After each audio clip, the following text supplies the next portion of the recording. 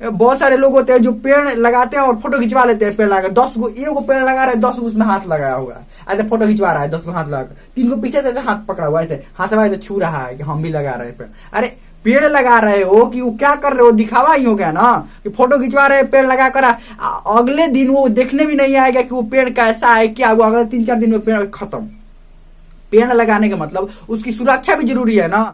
आज हम लोग बात करने वाले हैं BA पार्ट 2 हिस्ट्री ऑनर्स का चैप्टर 1। चैप्टर 1 का हम लोगों ने भाग 3 है। भाग 2 तक बहुत अच्छा से पढ़ा था।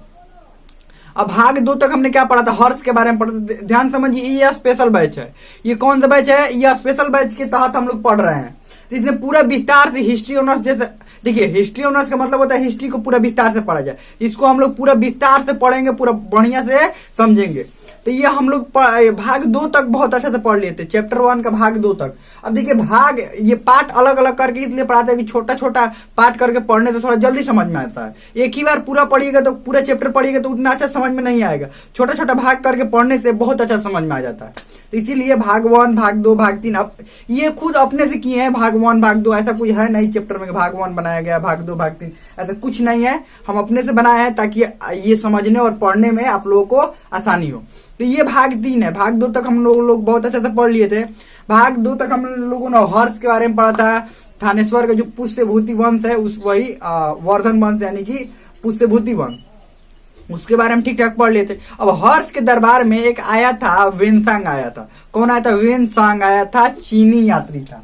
वेनसांग चीनी यात्री था। वेनसांग चीनी यात्री था। ये आया था हर्ष के दरबार में। ये चीनी यात्री, अब चीनी यात्री का हम लोग बात क्यों कर रहे हैं कि हर्ष के दरबार में आया था, क्या आया था, इसके बारे में काहे बात कर रहे हैं। देखिए वेनसांग जो आया था ये हर्ष के दरबार में, ये भारत के बारे में यहाँ पर लगभग 13 से 14 महीनों तक रहा था, 14 सालों तक रहा था। 13 से 14 सालों तक, महीना नहीं 14 सालों तक रहा था। ये भारत का पूरा भ्रमण ठीक ठाक किया था। जैसे ये भारत का मैप, आप लोग शायद आप लोग तो जानते ही होंगे भारत का मैप ही है।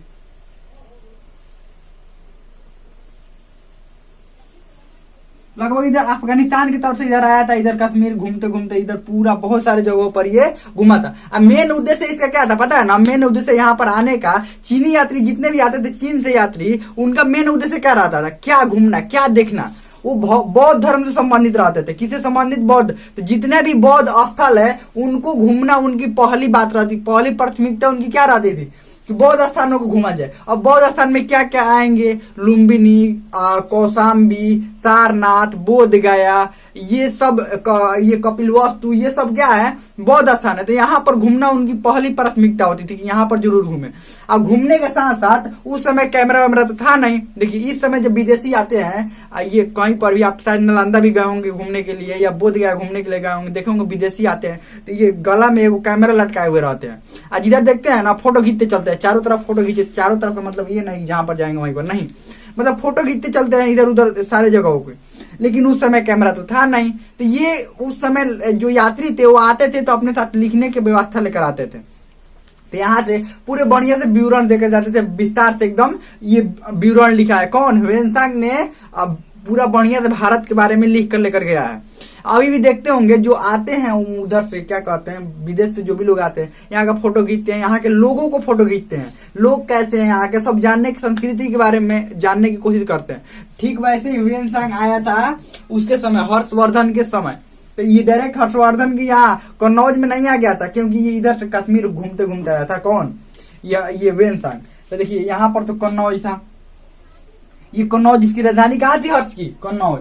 तो वेनसांग घूमते घूमते आया और ये अपने, जब ये 13-14 वर्ष बाद अपने देश लौटा तो ये बहुत कुछ इधर से लिख कर लेकर गया था। तो बाद में यही बात मिला वहां पर, ये चीन में उसके जो रचना मिला और उसके बाद एक नए किताब को प्रकाशित करवाया गया। वही उसी के लिखा हुआ बात जो नए किताबों में प्रकाशित करवाया गया, तब पता चला कि हाँ वेनसांग भी भारत आया था। अब देखिए वेनसांग ने भारत के बारे में क्या क्या वर्णन किया है। वेनसांग का वर्णन क्या है, क्या कहता है वो भारत के बारे में, क्या लिखता है कि भारत के बारे में भारत के लोग कैसे थे। अब आप कहिए कि भारत के लोग के बारे में क्या लिख रहा है, वो तो घूमने के लिए आया था। तो देखिए वो आया था घूमने के लिए, लेकिन यहाँ के भी देखना चाहता था कि इतना बौद्ध धर्म को ये इतना विस्तार हुआ है, यहाँ पर बौद्ध धर्म की उत्पत्ति हुई है, ये जगह कैसा है, यहाँ के लोग कैसे हैं, ये सब देखने के लिए वो आया था। इसीलिए भारत के बारे में सामाजिक स्थिति के बारे में वो क्या वर्णन करता है, सामाजिक स्थिति, सामाजिक स्थिति के बारे में वो क्या कहता था, लिखा क्या है सामाजिक स्थिति के बारे में देखिए। वो ये कहता था कि यहाँ पर चार समाज में उस समय कहता था कि 4 जातियों में बटा हुआ था, ये 4 वर्णों में, 4 वर्ण कह लीजिए वर्णों में बटा हुआ था। ये भारतीय समाज 4 वर्णों में बटा हुआ था। अब वर्णों का नाम तो आप लोगों को पता होगा, कौन कौन वर्णों में बटा था, अब कौन कौन वर्ण में बटा था। अब ब्राह्मण, वो लिखता है कौन, वेनसांग, ब्राह्मण, क्षत्रिय, वैश्य और शूद्र, वैश्य और शूद्र, वैश्य और शूद्र। वो क्या लिखता है कि इतने 4, ये भारतीय समाज जो है वो 4 वर्णों में विभक्त है, और उसके बाद कुछ जातियां भी है, वर्णों के अंदर भी क्या है, अलग अलग प्रकार की जातियां, उपजातियां, बहुत सारे ये वर्णों में विभक्त है। और ये लोग आपसी व्यापार करते हैं, आपसी मतलब ऐसा, हाँ इस समाज में थोड़ा भेदभाव भी मौजूद है। क्या है, भेदभाव की भावना भी, ऊंच नीच छुआछूत की भावना भी थोड़ा सा मौजूद है। वो कौन लिखता है, ये वेनसांग ये लिखता है अपने जो अपना ये रचना में, वो लिखता है कि ये सब भी मौजूद है कहाँ, भारत में।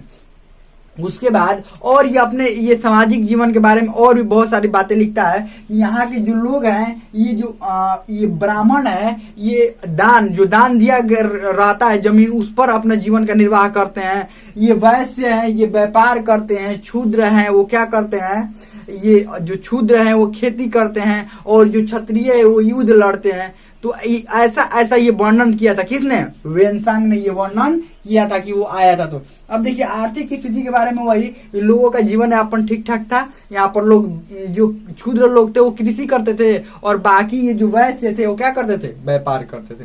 उसके बाद इसके जो वेनसांग का वर्णन तो हो गया, वेनसांग ने पूरा बढ़िया से भारत का वर्णन कर दिया, और 13-14 साल यहाँ पर रहा। उसके बाद अपने देश वापस लौट गया, चीन पूरा घूमने के बाद। उसके बाद आगे बढ़ते हैं, ये हर्ष के प्रशासन के बारे में थोड़ा समझ लेते हैं।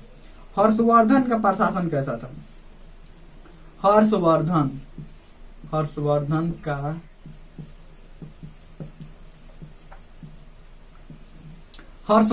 का जिस तरह से साम्राज्य विस्तार था, उसी तरह से इसका प्रशासन भी विस्तृत था।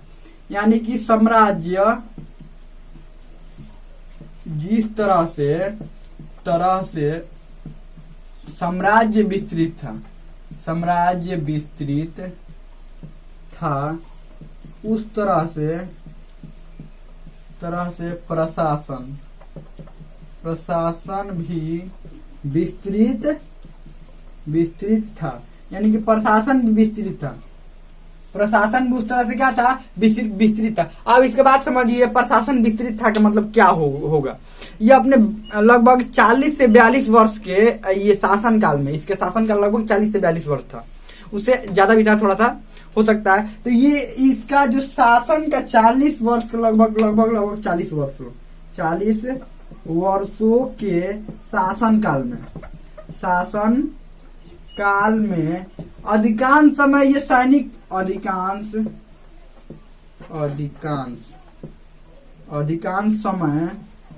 समय सैनिक अभियानों में बिताया,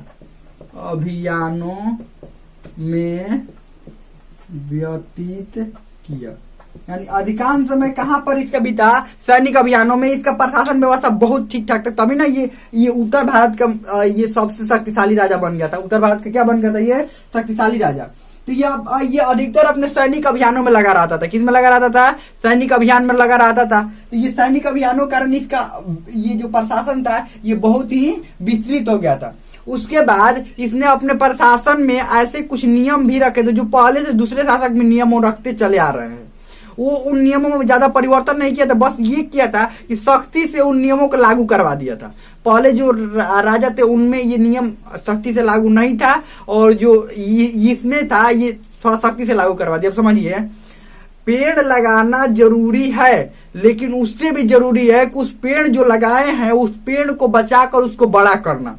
देखते होंगे लाखों करोड़ों पेड़ लगते हैं, लेकिन उसमें बचते कितने, बहुत ही कम ऐसे पेड़ होते हैं जो बचते हैं, जो सुरक्षा होता है। देखिए बहुत सारे लोग होते हैं जो पेड़ लगाते हैं और फोटो खिंचवा लेते हैं। पेड़ लगा 10 गो, एगो पेड़ लगा रहे 10 गो उसमें हाथ लगाया हुआ, ऐसे फोटो खिंचवा रहा है 10 गो हाथ लगा, 3 गो पीछे से हाथ पकड़ा हुआ, ऐसे हाथ से छू रहा है कि हम भी लगा रहे हैं पेड़। अरे पेड़ लगा रहे हो कि वो क्या कर रहे हो, दिखावा ही हो गया ना कि फोटो खिंचवा रहे पेड़ लगा कर, अगले दिन वो देखने भी नहीं आएगा कि वो पेड़ कैसा है, क्या हुआ, अगले 3-4 दिन में पेड़ खत्म।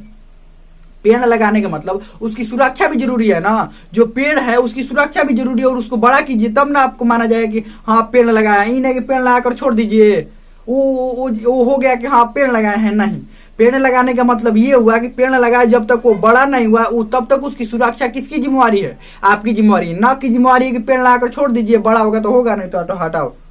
ऐसा नहीं, पेड़ लगाइए तो उसकी सुरक्षा कीजिए। अभी जो पेड़ है उनको क्या करना, बचाना, क्योंकि वो पेड़ पहले से ही लगे हुए हैं, तो वो उन पेड़ों को क्या करना है, बचाना, और नए पेड़ भी लगाना। ऐसा बात नहीं है, नया पेड़ भी लगाना। तो उसी तरह से इसने क्या किया, जो पुराने नियम तो उन्हीं को क्या कर दिया, सख्ती से लागू करवा दिया। क्या किया, सख्ती से लागू करवा दिया, और इसकी प्रशासन ठीक ठाक व्यवस्था चलने लगी।